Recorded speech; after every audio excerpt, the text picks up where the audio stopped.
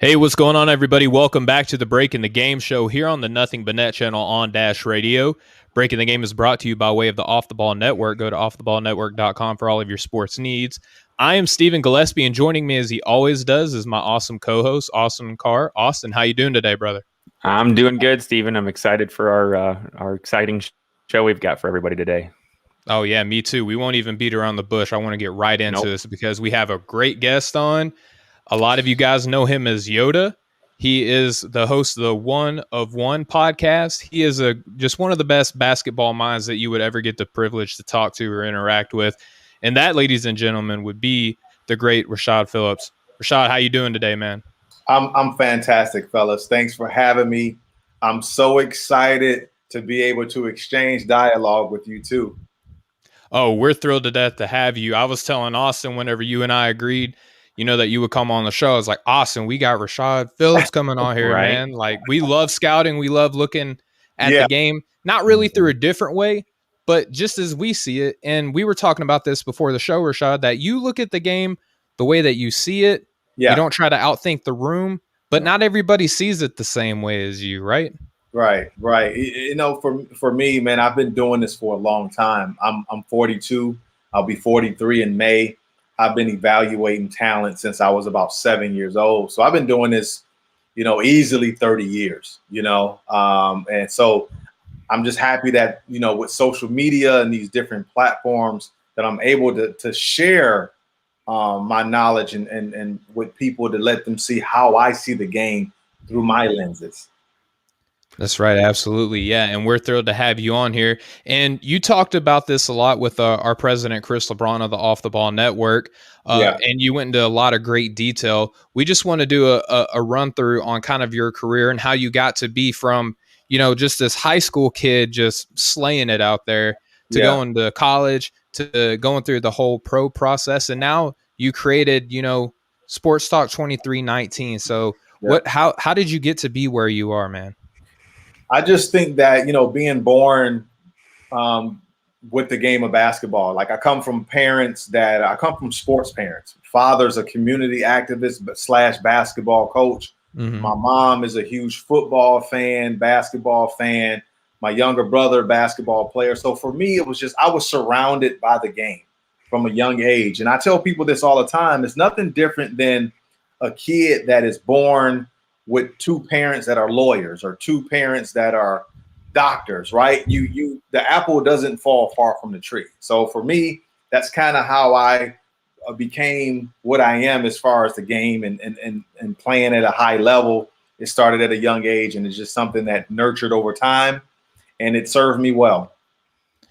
Awesome stuff. And so you get this influence from your parents. You said the game influenced basically some of the foundation of your life, right? And where are you growing up at this time, Rashad? Yeah, I was born in the east side of Detroit, East State Fair in '75. And again, I was one of those kids that was outside dribbling up and down the street all day, playing football. It was just sports consumed me from a young age.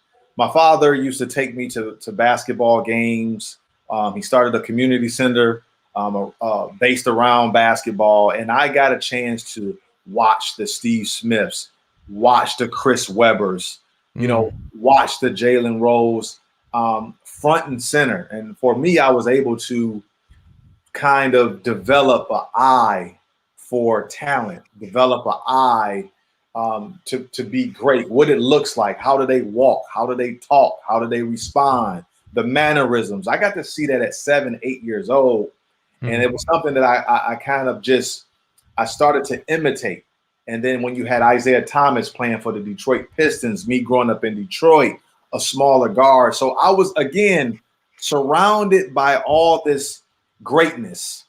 And, it was just a matter of time before that a little bit of that was sprinkled in my area. And I would started to use those same type of traits that I was able to see as a kid. It's interesting that you say that. It's kind of, we just had Ronnie Brewer on as a guest not that long ago. And Ronnie. he mentioned a lot of the same things that you are about, just, growing up with a dad that played, and around Sidney Moncrief, and how it helped him when it came time to go into the league. He just was never overwhelmed. The moment was never too big for him. He just kind of learned how to, act just like those guys. So. Yeah, Ronnie was a terrific player. Ronnie, if you're watching this, I watched you at Arkansas. You were a terrific player. You were a two-way guy. You would shut down the opposing team's best player. You would make big shots. You were fantastic in space, and you had a physical presence about you. Job well done in the NBA as well. Very nice. Yeah, and being a kid from Arkansas, I always said, like, Ronnie had them clamps, Yes. No player was too big for Ronnie to step across from. And he was talking to Chris LeBron earlier and was talking about how guys like Tracy McGrady, Kobe Bryant, like legends of the game, like that was his job, that he had to cover these guys. But Rashad, you were talking about all these great things that Ronnie was doing in college. Man, you're no slouch yourself, being this Detroit kid. You talk about being this undersized guard and how Isaiah Thomas influenced so much game. You go from, growing up in these communities, you're watching all these, NBA legends in front of you. You're imitating them. You're picking up on their mannerisms, their swag, their energy. Yeah. And then you get to where you start deciding where you want to go to college. So what does that look like for you? Yeah, so after my high school, my 4 years of high school, it was a tremendous journey for me. I had wonderful teammates, wonderful coaches. I had a fantastic inner circle support system. And when it was time to choose a college, it was fairly easy for me because during my era, being a small scoring guard was taboo. It was almost shunned upon to have a 5'9", 150-pound scoring point guard. Like, college coaches were like, I don't want that. Like, because I believe during that time, college coaches didn't believe that smaller guys could translate to the Division I level because of the size of the opposing guards, the style of the game. So I was kind of an anomaly coming out of high school. So I was able to choose University of Detroit. They took a chance on me, Coach Watson and his staff. And from then on, I was able to kind of do what I needed to do. Right. And this is where the legend of 2319 comes from, because the secret behind the show, I learned this just from listening to the last show you were on with Chris, is that this is your college work, culmination all in one. 2,319 points is what you ended up putting up in college. And if it wasn't for your freshman year, man, you probably would be in this point club, right? I would, yeah. If I didn't start my freshman year, and I'm still upset about that. Because if I start my freshman year, I score 3,000 points easily. Like, that's only, another, 650 plus points. But who's counting, right, Rashad? Who's counting, right? I'm a scorer, so scorers always know where they end up at, man. So, hey, I would be in a 3,000 point club, but I love the 2,319 points. It's a sentimental, holds a lot of sentimental weight with me, and it's a numerical representation of overcoming obstacles, defeating the giant. So it's not just the points for me; it's a numerical representation of what I stand for today. Right. It sounds like this is your mantra.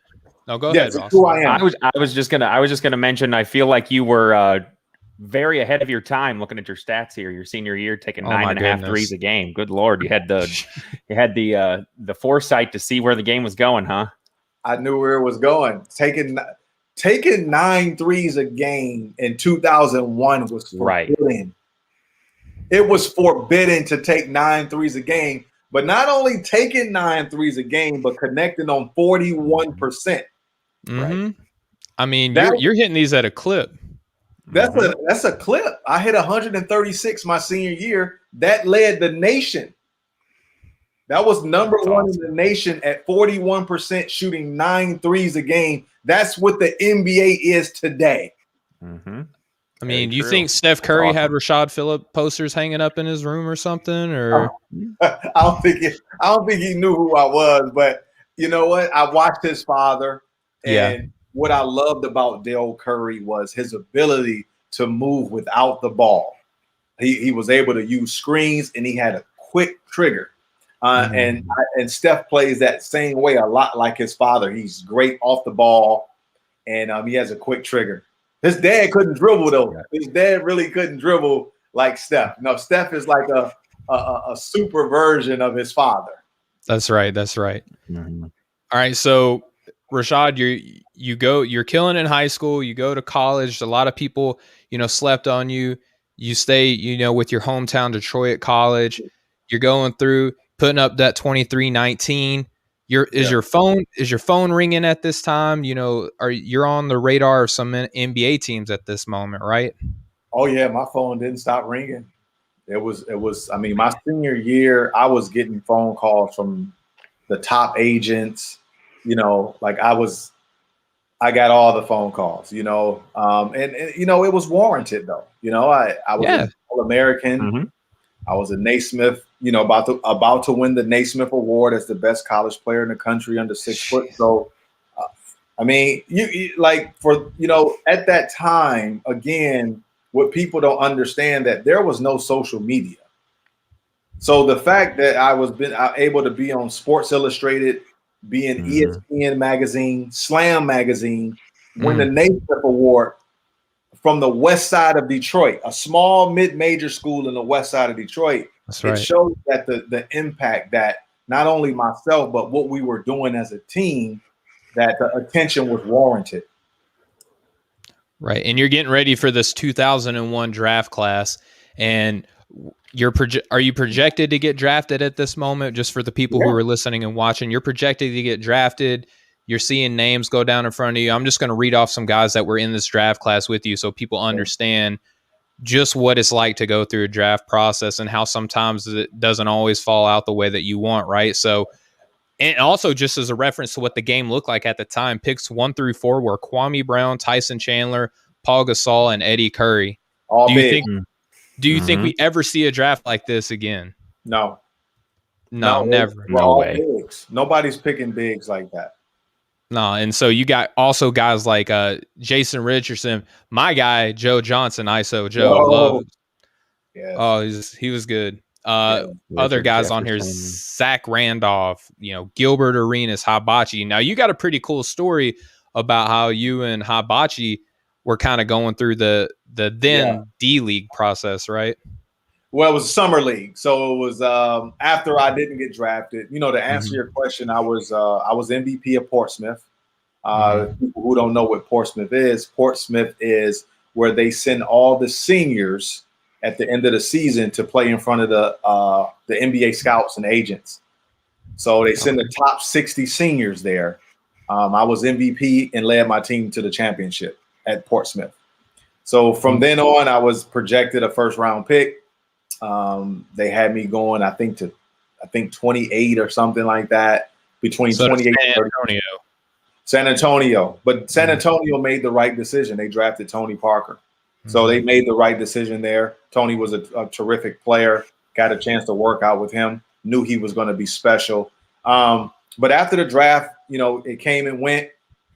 My phone rung the next morning. It was the Golden State Warriors. And this is why I love the Golden State Warriors. A lot of people think I love Golden State because of Steph Curry. There's 2 teams that I love. Well, 3 teams. Obviously, the Detroit Pistons because I'm from Detroit. But there's 2 teams outside of the Detroit Pistons that I hold dear to me, and that's the Golden State Warriors and the Orlando Magic. Golden State was the team that called me immediately the next day after the draft. Orlando was a team that gave me multiple workouts and really loved my game and my style. The Orlando GM at the time, his name was Gabriel. He pulled me to the side after a workout and was like, "Your game is so futuristic. I don't know what the NBA is going to do with you." Now I'm 22, 23. I don't really know what he meant, right? Because you're not trying to hear that, right? You just want I ain't trying to hear that. I'm not trying to hear that. But you know what? He was right. He sat me down after a workout. This was the GM of the Orlando Magic. His last name is Gabriel. You can look it up. Mm-hmm. He sat me down after a workout and he was like, your game is so futuristic. I don't know what the NBA is going to do with you. He told that to me in my face. So imagine hearing that at 22 years old. Now I'm here at 4. That was 20 years ago. I'm 42 now. Now I know what he meant. Yeah. Because now what we're watching in today's game is what he said they didn't know what to do with 20 years ago. That was the 9 threes a game in college. That was the shooting from the 4th level and all of that stuff. No guards was playing that way in 2001, so yeah. Well, honestly, just looking at the list of names on this, this draft year in 2001 there, I mean, 3/4 of them are big, slow, plodding big men who, the way they played at that time wouldn't even hardly have a place in the game today. It's just, it's crazy to think about how far player evaluation has come. Oh my goodness. It's I mean, like, it's right there. It's right there. I mean, they literally told you we don't know what we're going to do with you. And you have like the number one skill that they look for now in the NBA, really. The GM came to me and told me in my face after a workout, I was hitting all these threes and speeding through these drills. And they were looking at me like, nope, what is he? Like, he's like 5'9". He's a $160. Like, what are we gonna? He's shooting from almost half court. Like, we don't play that way, right? Yeah. What are we like? You know what they? Yeah, you know what they could have used at that time, though, Rashad, is something that you've developed, right? And we talked a lot about this before the show, and that is this awesome position dictionary that you have. And before we turn it over to you, Austin, this is totally our wheelhouse, right? Like, we love this type of stuff, man. This is our thing, man, for sure. We don't have to sit down and crunch too many numbers. We don't have to dive too deep. It's just kind of, right there in front of your face, which is what I like the best. Yeah. So Rashad, right? So a lot of people, they kind of laud praises on you, right, for the way that you look at the game, right?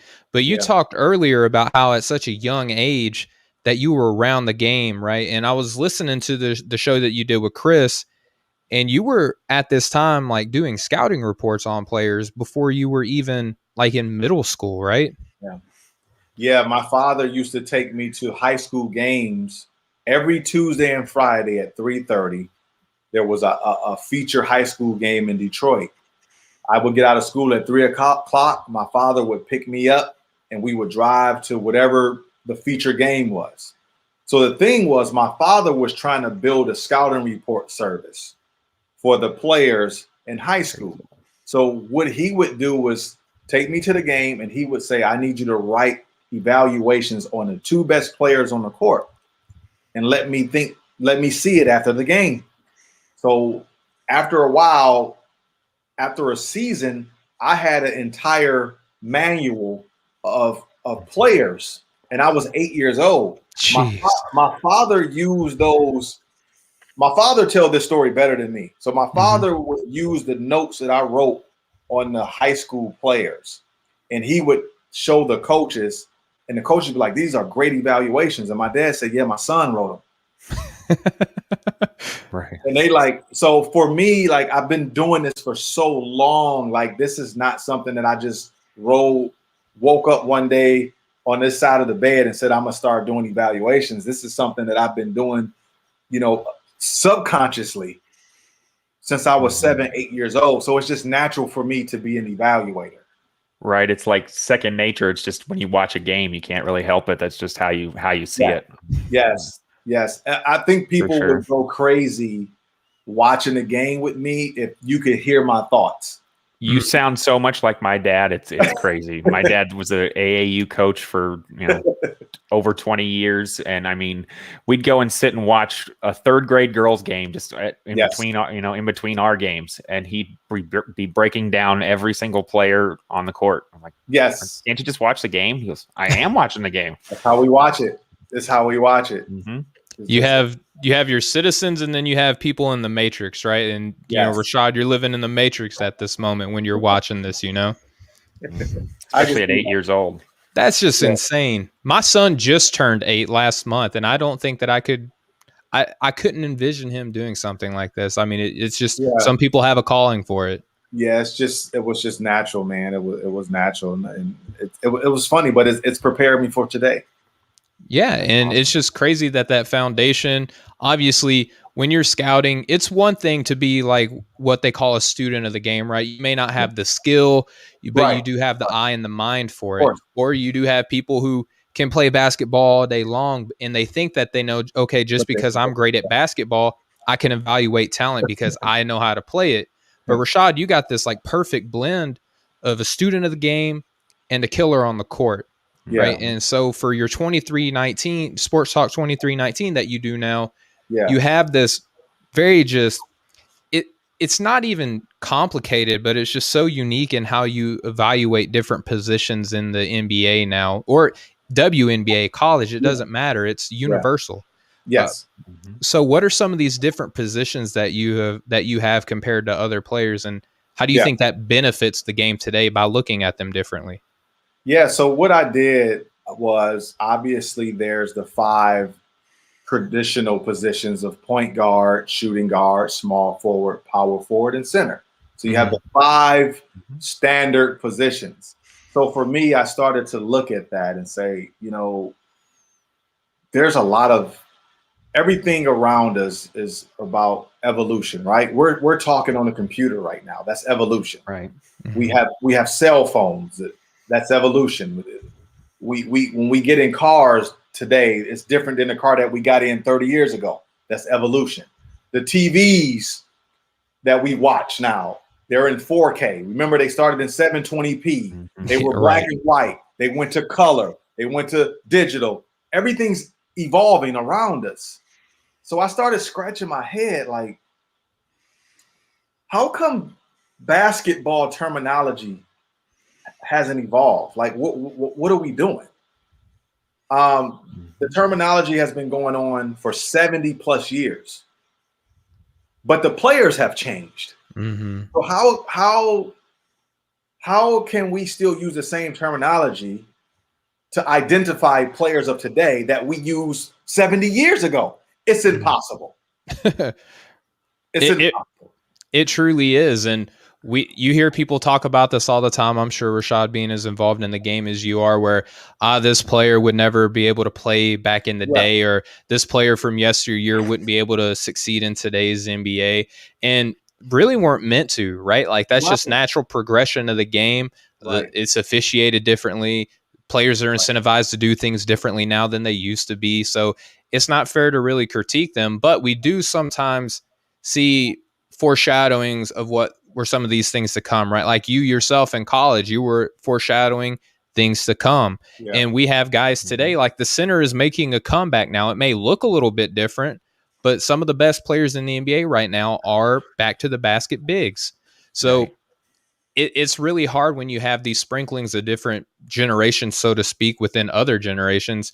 But the way that you have this position dictionary, it makes it so easy just to kind of call a player what they are, right? So I'm curious just to get into some of these positions, and we have a couple in particular that you do get questioned a lot about as to what really differentiates these two between each other. I'd like to start with, you have a point guard, right? We're used to that terminology, but then you have a traditional guard. So what are kind of some of the distinguishing characteristics between those two?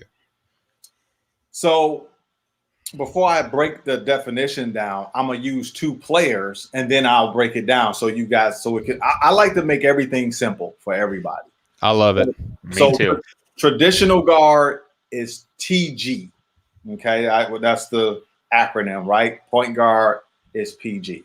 So let's take a TG, which is like a Rajon Rondo. I would call him a traditional guard. Traditional guards are sacrificial positions. They go above and beyond to set the table for their teammates. They pass first, they pass second, they shoot third. That's what makes them traditional. So you think of a player like Rajon Rondo. Point guard, you think of a Chris Paul. You think of a Trae Young. The point guard position is a player that particularly has scoring on their mind, but they have a unique skill to be able to pass it and set the table. A point guard will not go out of their way to set the table because they trust their scoring just as much as their passing. So that's the difference with traditional guard and point guard. The TG goes above and beyond. The point guard doesn't. That makes too much sense, right? Rashad, what you're telling me right now, especially when you give us a player that we can look at and see this. And some of the other guys that you have under traditional guard are guys like Ricky Rubio, who that was his calling card coming into the NBA, was his ability to pass the ball and make it look good at the same time, So yeah, TG has a lineage of players. John Stockton was a TG. Mark Jackson was a TG. Jason Kidd was a TG. Like there's fabric in these positions that I've created. There's a fabric there. I've done the research. So you can trace these positions back in history and find guys that fit under that tree. Right. It always kind of bothered me how the talk about point guards were that they had to be the table setter and that they weren't necessarily, always going to be a scorer. Because in my mind, I feel like there's, at least throughout history, to me, there's more good scoring point guards almost than there have been shooting guards in a lot of instances. And I just never liked this idea that, the point guard is the guy that has to set everything up and he's always the one to make a pass, because it just wasn't really true. It wasn't true. It was never true. It was never true. Yeah, and then on the flip side of that, we see kind of more contemporary players, if you will. Now, right, Rashad, we have hybrid guards and combo guards. Now, some of the comparisons that you have under hybrid guard are Steph Curry and Damian Lillard, while under the combo guard, you have Victor Oladipo and CJ McCollum. So we know what that looks like, realistically as a player, but can you describe to us the difference in the game? Absolutely. So when you look at hybrid guards, I believe that's what I was, So it's easy for me to identify that position because it was what I was, right? So hybrid guards are offensive juggernauts, almost, where they can do everything, and they're not heavy facilitators. They're just very dangerous when the ball's in their hands. That's what makes them hybrid guards. So you look at a Steph Curry, who, when you with the ball or without the ball, he's just dangerous. He's just poisonous. Can't leave him alone. Damian Lillard, hybrid guard, kind of the same way, kind of a different mode, but still a hybrid guard. Jamal Murray, hybrid guard. Gilbert Arenas, hybrid guard. Like, those are hybrids. And then you look at combo guards, are guys like Joe Dumars. Guys that could, they're not great at nothing. They're good at everything. And that's what kind of separated. I'm going to break it down, the hybrid guard and the combo guard. I'm going to break it down in terms of snakes. Okay. Like, let's talk snakes. Cool. The combo guard is like a rattlesnake. The hybrid guard is like a king cobra. Okay. The king cobra is more poisonous than a rattlesnake. The rattlesnake is still poisonous, but not like the king cobra. So, right, and that rattlesnake is going to warn you too, right? Like, king cobra is just going to go off on you. There's no warning, and that's the difference. They're both snakes. They're both dangerous, but one is more poisonous than the other. That's the difference between hybrid guard and combo guard. Okay. What do you think, Rashad, is the most important if you had to pick, right? Because all of these have their role in today's NBA. And no one of them is obsolete, right? Because we see all of them in the game right now. And a lot of stars at every one of these spots. Yes. But if you were building a team, Rashad, and you could pick any position out of your position dictionary to start a team with. Good question. What do you think is the most important position? Oh, that's Oh, did I put you on the spot, Rashad? I figured you would have had this one. Great. You put me on the spot, man. That's tough. Man. So I got two answers to that. Okay. Because the first answer is it depends on who am I evaluating, right? What's my pool of players? Today's NBA. I would start it with the dual forward. Okay.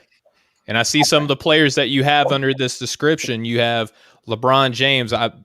NBA fans have probably heard of this guy, right? One of, if not the best player to ever do it, right? Yeah. And then you maybe the heir apparent in Luka Doncic, all right? So you talk about they kind of do a little bit of everything, don't they, Rashad?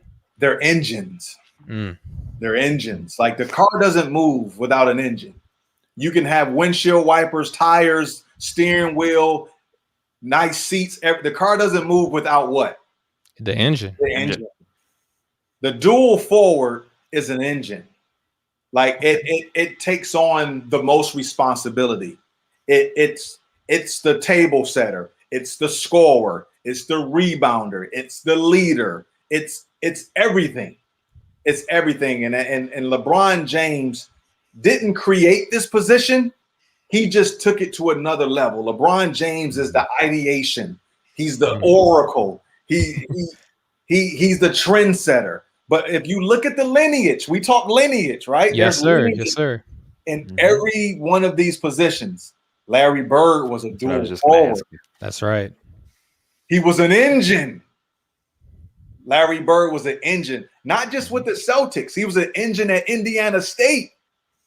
He was an engine. And then you speed things up. Grant Hill was an engine. That's right.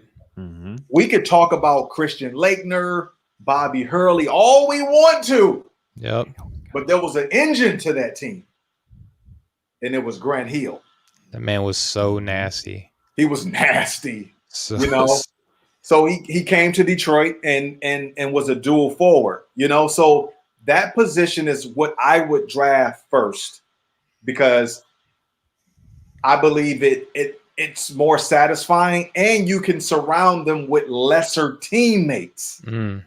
Hear me out. I'm listening. The dual forward doesn't need great teammates because they're the engine.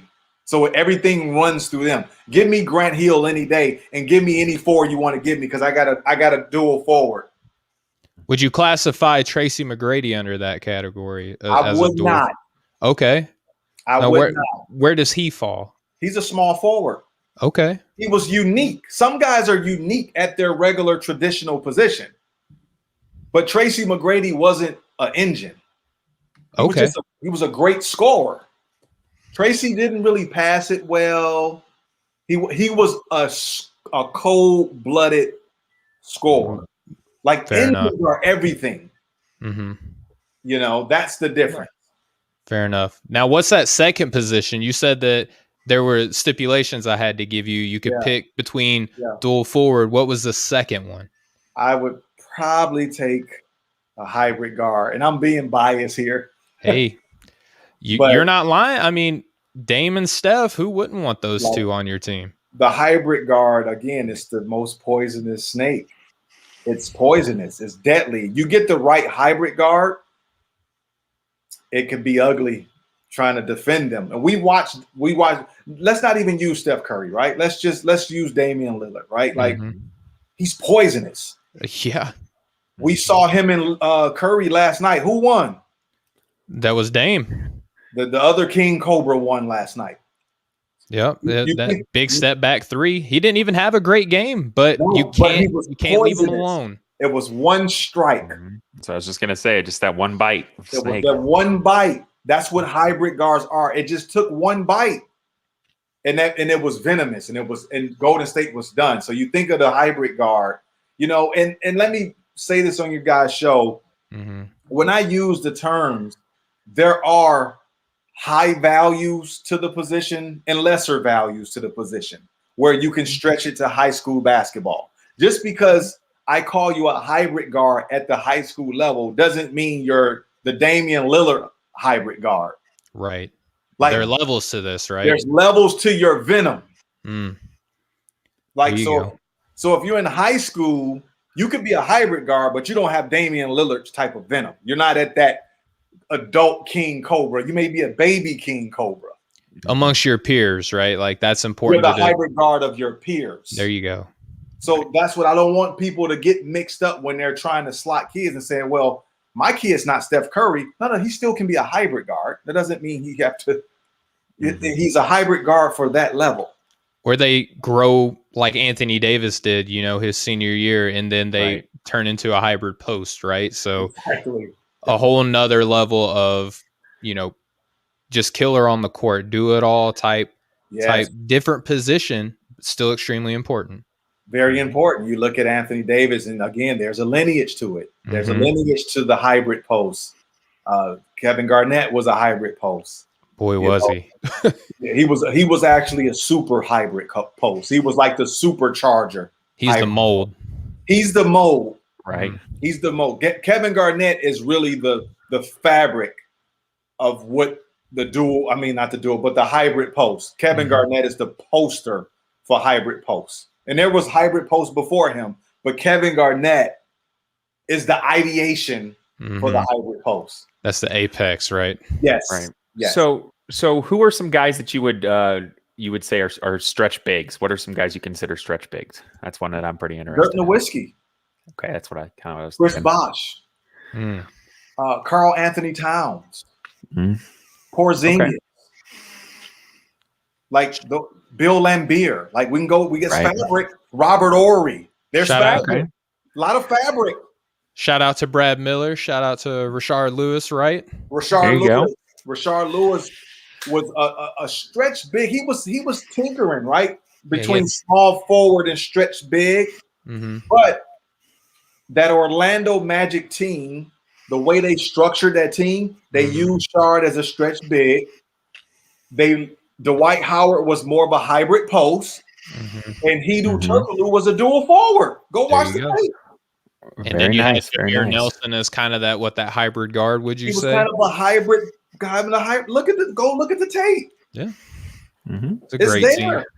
I would say that if I had to pick that, I would categorize myself as a stretch big the little bit that I did play. I'm only like 6'3", but for my high school that was fairly big, and I could step out and shoot it pretty well. So that was my one claim to fame, was my 3-pointer. So stretch big. See, you found your identity.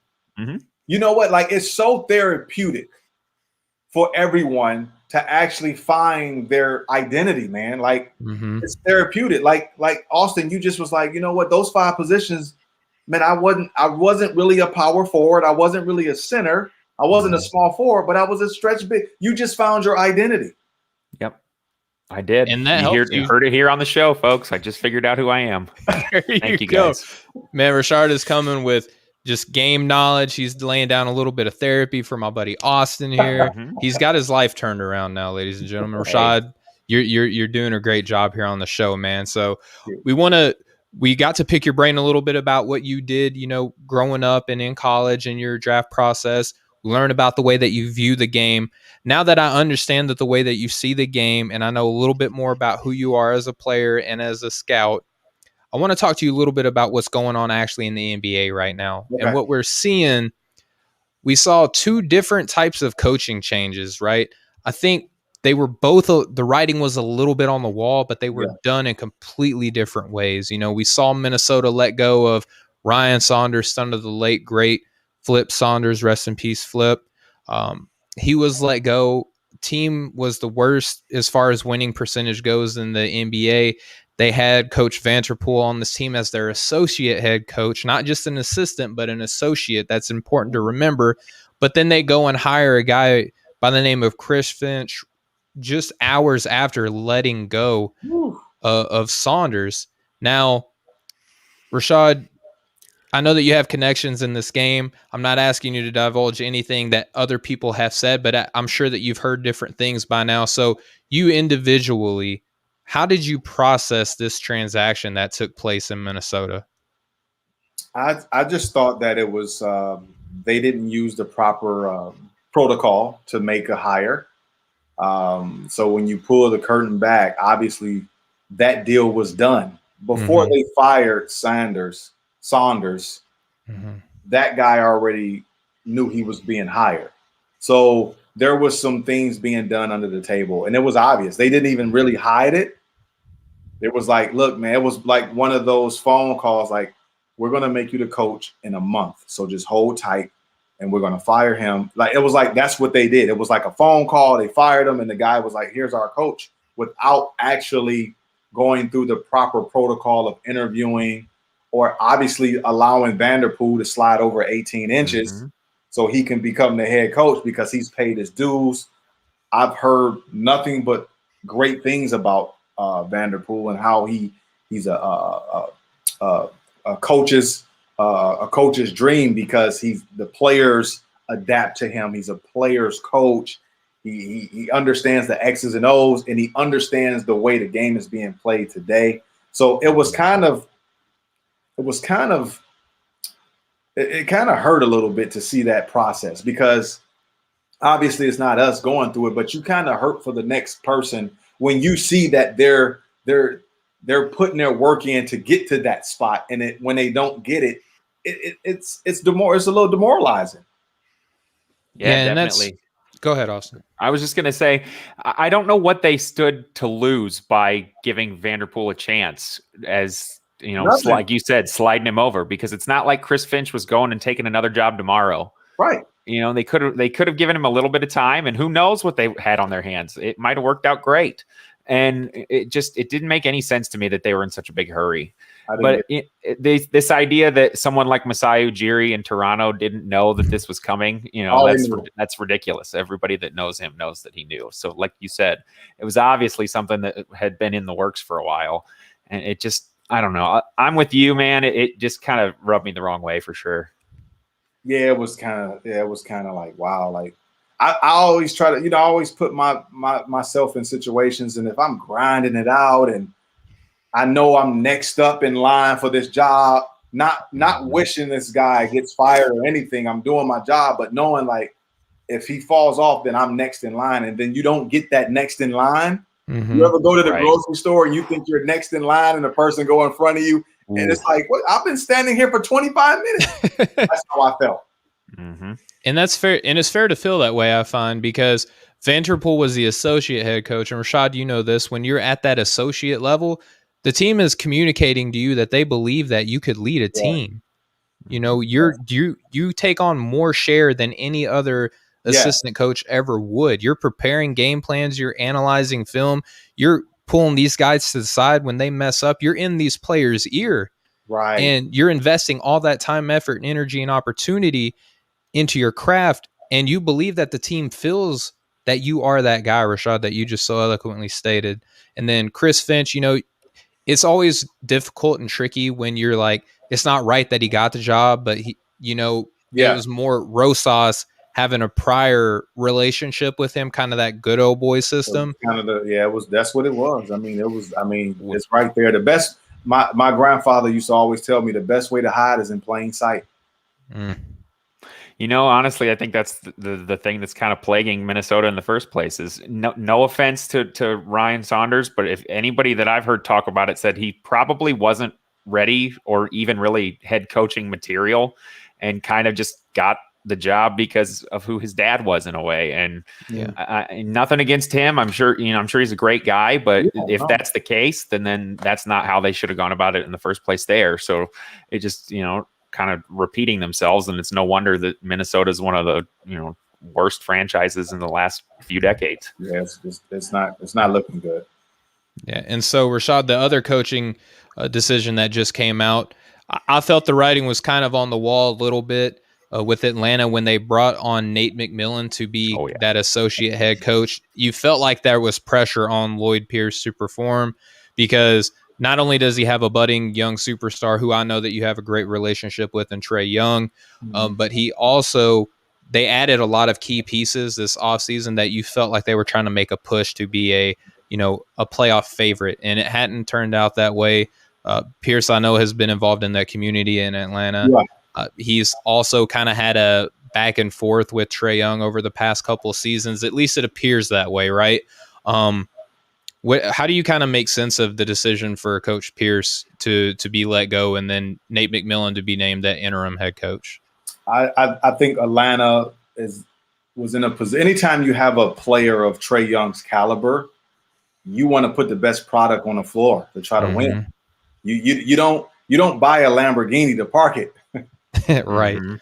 Atlanta drafted a Lamborghini and they wanted to drive it, and they wanted to surround it with the right with the right cast. And when going into this season, signing the free agents that they did, it was promising on paper. I still believe that the Hawks healthy, they're a 4, 5, or 6 seed if they're all healthy. Right. They had a healthy season. They didn't have a healthy season last year, and somebody had to take the fall for it, and it was Coach Pierce. You're hired to be fired in that league. That's just it's not a lot of Greg Popovich and God rest his soul, Jerry Sloan. You don't really get guys that can just stay with teams that long. You're hired to be fired. And when you started to see the Hawks kind of blow a lot of fourth quarter leads, I watched 95% of the Hawks games, 95%. And they're, I think 15-20 right now, or 16-20, something like that. They've lost about 7 or 8 games where they were supposed to be winnable. So when you start analyzing that from a GM standpoint, I'm just speaking from a GM standpoint. I'm not even speaking personally, but from a GM standpoint, when you're watching a team blow leads and lose like that, you start assessing the coach, the timeouts, the X's and O's, the mannerisms of the players, the body language. Something there wasn't connecting. You ever walk in your house and you can't get your Wi-Fi on, and you're like, your Wi-Fi don't connect with your phone, but you're like, that's what it was in Atlanta. The Wi-Fi wasn't connecting. McMillan, the Wi-Fi is connecting. They're 4-1. They had a huge win against Orlando last night. Yep. They were down 15 in the fourth quarter. They came back around because the Wi-Fi was connected. And say what you want about his playoff record, but Nate McMillan is definitely one of those coaches that's known for getting the most out of young guys. Coach. Like what he did for 3 or 4 years, even to put the Pacers in the position that they were in the playoffs every year, to me was impressive. It was very by itself. Yeah. So, I feel like Lloyd Pierce definitely knew going into this season, especially when it was, it's been said that him and Nate McMillan have no real prior relationship. It was pretty obvious, like, hey, you got to show us something or your time's up, man. Yeah. So that's a tough working environment to have a guy sitting right next to you, knowing that if you mess up, this is the guy that's going to, but that's the nature of that business. Those guys get paid a lot of money. You can't feel sorry for guys like that. It's just basketball at the end of the day. Lloyd is a great dude. I've been able to, meet him, in the locker room. I think he's a great guy. He stands for a great cause, and I believe he'll bounce back. Right. Yeah, he had a lot going on too personally, with the birth of a child, and he's been a big advocate in that community as well. And I think that although that there are speculations of what happened, between player and coach there, I do believe that he is widely respected around the league, and he should get another opportunity. He will. All righty. Well, they know what they're signing up for when they go into that job. When things are good, you praise the players. When things are bad, you blame the coach. Fire the coach. Yeah, that's just how it goes. That's the nature of the business. All All right, Rashad. Well, we want to play a game with you, man. We do this segment called Pass or Shoot, and just to remind everybody, we're going to give you a topic, and if you like it, you're going to shoot. I know you're a shooter. You're 23-19, so I'm expecting you to shoot these, Rashad. All right. So, but I do know that you can pass. So if you don't like it, go ahead and pass, and we'll all go around and talk about a topic. Okay. Rashad, I want to ask you a question. Pass or shoot? Are the Knicks back? Let me shoot. Okay. I think they are. The reason the Knicks are back is because the Eastern Conference is really bad. Okay. Okay, that's one reason. The second reason is Julius Randle has found his identity. He's been playing out of position for a few years. They were playing him at power forward, which was wrong. They tried to play him at a little bit of center, which was wrong. Tom Thibodeau said, you know what? Let's play him at dual forward. There we go. And guess what dual forward has done for Julius Randle? He's been the engine of the Knicks.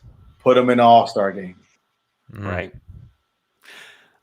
If you don't mind, I'll go, Steven. I'm gonna shoot this too. Kind of the same reasons he said, but also what is back for the Knicks? I mean, they've won 2 titles in 40 or 50 years. I mean, hey, easy now. You know we got Knicks fans on the network. The fact that they're as doing as good in the standings as they are, the fact that they're competitive, especially even our Knick fan friends and associates never thought that they would be where they are right now in this season. So I do think the Knicks are back. I mean, you see that viral video of all the fans out in front of the stadium after the game going nuts. And it's like, we're one game above 500 and just before the halfway point in the season. We haven't even won anything, and look how excited everything is. So let them have their fun, man.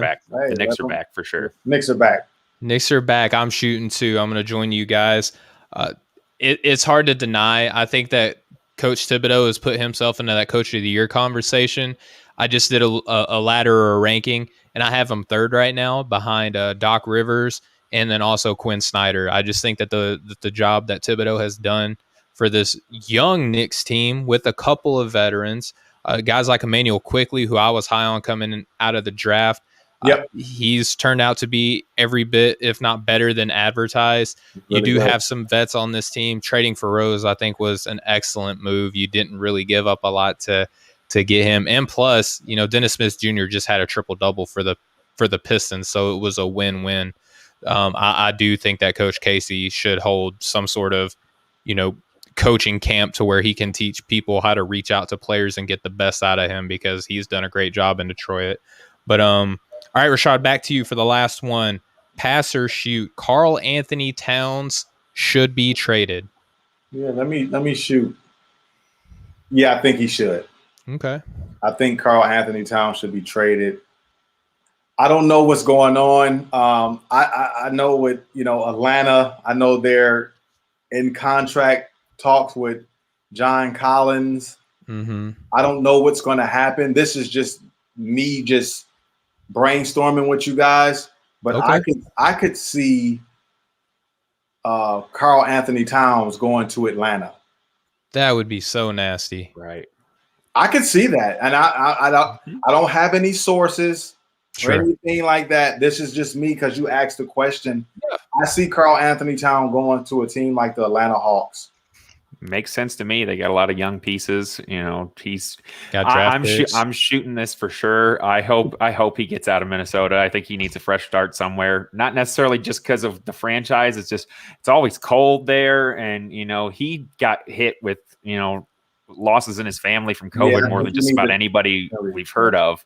And I just think anything to kind of change the narrative on him would be a good fresh start for him. For whatever reason, it hasn't worked in Minnesota because his numbers have been outstanding. Yeah. But I hope he gets out of there and gets somewhere warmer and nicer, and Atlanta sounds great. Yeah. I mean, it sounds a lot like the star that they had before him, that kind of hybrid post in Kevin Garnett, right? Where, try as he might, he got that team super far once, and it just couldn't materialize into much, that front office didn't really treat him right. It doesn't look like they're doing him right. I'm sorry. They still not treating him right. That is correct. He wants nothing to do with them. Right. And you can see that the front office, they're not really like fighting with Karl Anthony Towns, but they're not really taking care of him either. So I think that it would be best for the Wolves to maybe look at a guy like Anthony Edwards maybe as their future and trying to start building around him a little bit, because Karl Anthony Towns is going to cost more and more money as time goes on. And you're just kind of spinning your tires with a player like that and not going anywhere. So that's how I feel about it. But Rashad, man, it was a pleasure to have you on the show. You're one of the best basketball minds that I've had the privilege to speak to. And we're just humbled to have you on the show. It means a great deal to us that you come and spend some time with us. But before we let you get out of here, want to let you kind of plug some of the stuff that you have going on. I know that you have a podcast. I know that you have sports talk. Just kind of let the folks know where they can find you and some of the stuff that you have going on. Yeah, you can find me on Twitter at RP3Natural. You can find me on Instagram, Rashad Phillips 2319. You can find me on YouTube, Sports Talk 2319. Or you can go to my website, which is sportstalk2319.com, where you'll see my one-on-one podcast, my position dictionary, my NBA Inner Circle interviews that I got coming out with Chauncey Billups, Chris Webber, Antonio Gates. I have one with Isaiah Thomas. So a lot of fun things, and you can follow my draft coverage in the next month and a half as well on my website. Excellent stuff. And Austin, man, how great has this been to have great basketball? Oh, Rashad, before we get out, am I allowed to ask you why are you called Yoda? Well, it was a name. It was given to me. Like a high school coach, a friend of mine. I used to run my own training academy in Michigan. I actually have the shirt on. It's called Skills Unlimited. There you go. So this is a silhouette of me when I played. I had like 200 students, and I was training them and teaching them. And my high school coach, that's a friend of mine, he came up to me after one of my camps. I had like 200 kids. He's like, man, these are like your Jedi. You're like Yoda. Like you're always injecting these kids with wisdom. Every kid that passed you, you inject them with wisdom. You're like the Yoda. And it just stuck with me. And I just started using it. I love Star Wars too.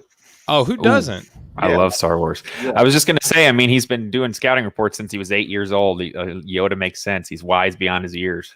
Yeah, it makes sense. It made sense. It stuck with me. So I just use it. I love Yoda. I actually got a little Yoda. Hey, nice. So, there you go. Nice. So, yep, I love it. Right on. That's a cool story. Yeah, because I was wondering that, and I didn't catch Chris and them ask you that, so I was like, I gotta at least ask him where Yoda come from. So that's cool. It was given to me. It was. I didn't.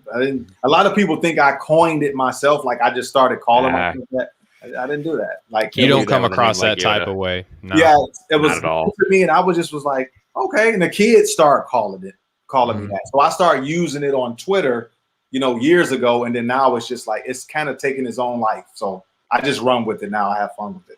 There you go. I mean, you are very what's the word, Austin, for Star Wars? Like for these Jedi, they can kind of see things, they can feel things before they happen. He's connected to the Force. He's connected. He uses the Force. There you go. He uses the Force. The Force is strong with this one. But Rashad, man, thank you so much for coming on the show. I had a blast. We got to get you back on again. Right. I know that you're big so time. So much fun. I know that you're big time, but we would love to have you back whenever you have the time, man. I really appreciate it. Thanks, Stephen. Thanks, Austin. It's been a pleasure. You guys keep pushing forward. Keep having fun. I love what you guys are building. And again, have fun with it.